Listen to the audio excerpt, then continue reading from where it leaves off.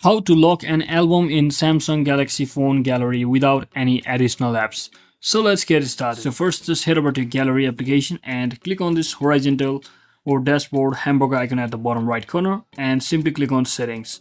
So once you're inside your settings, scroll all the way down until you see the option called about gallery. So just select it and now you just have to enter several times on this version to enable or unlock the feature called Gallery Labs. So once you do that, just come back and here you should see Gallery Labs at the bottom of your screen. So this is the new feature and this is the only for internal test, so you just have to use it wisely. So just tap on this Gallery Labs and simply scroll down and you just have to unlock this option called album entry locks. So just enable it and click on OK.